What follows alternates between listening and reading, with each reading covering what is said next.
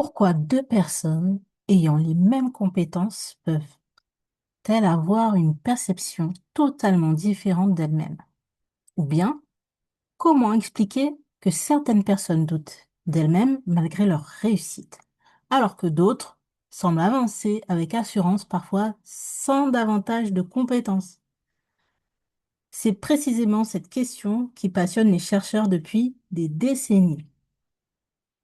Depuis plus de 40 ans, la psychologie et les neurosciences tentent de comprendre un phénomène étonnant. Pourquoi notre cerveau nous pousse-t-il parfois à minimiser nos réussites? Pourquoi certaines personnes ont-elles des sentiments de ne jamais être assez compétentes, même lorsqu'elles accumulent les preuves du contraire? Pourquoi retenons-nous parfois davantage une critique que 10 compliments? Pourquoi avons-nous autant de besoin du regard des autres? Pourquoi avons-nous parfois l'impression de devoir toujours faire plus pour nous sentir légitimes? Ces questions ne relèvent pas seulement un développement personnel. Elles font aujourd'hui l'objet de nombreuses recherches. Au fil de cette série, nous irons à la rencontre de chercheurs qui ont profondément transformé notre compréhension du cerveau et du comportement humain.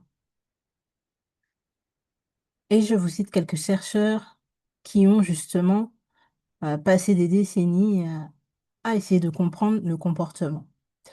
Alors, je vous cite quelques chercheurs. Pauline Clance et Susan Hinz, avec le syndrome de l'imposteur.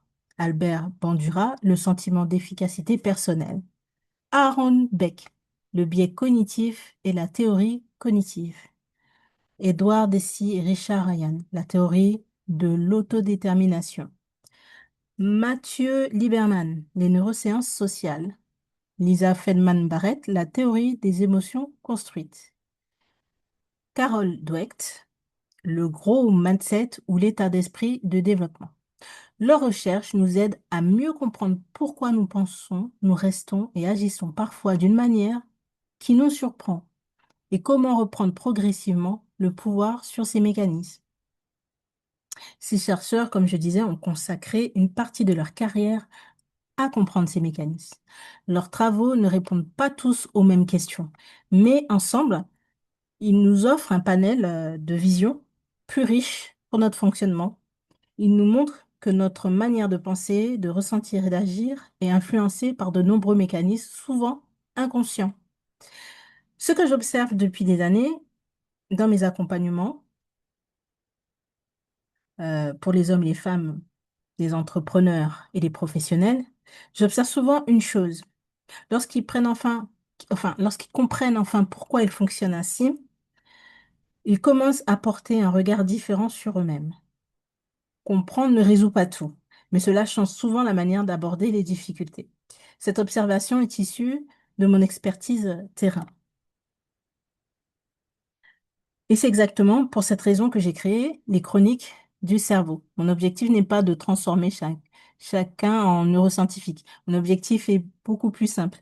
C'est de rendre ces recherches accessibles à tous, les relier à notre quotidien et montrer plutôt comment elles peuvent éclairer certaines de nos difficultés, mais aussi certaines de nos ressources. Au cours des prochaines semaines, je t'emmène à la rencontre de chacun des chercheurs. Nous verrons ensemble ce que leurs travaux nous apprennent, ce que cela change concrètement dans notre vie et comment je m'en inspire dans mes accompagnements. Alors, dis-moi en commentaire quel sujet t'intrigue le plus. Le syndrome de l'imposteur, le besoin de reconnaissance, la motivation, les émotions, le regard des autres. J'ai hâte de lire tes réponses. Et si tu souhaites découvrir comment ces connaissances ont inspiré la création de Reset Feu Sahara 2026, je t'invite à participer à la prochaine réunion Zoom. Le lien est dans ma bio ou écris simplement Sahara en commentaire. Je t'enverrai toutes les informations en privé. Je te dis à bientôt sur la prochaine vidéo.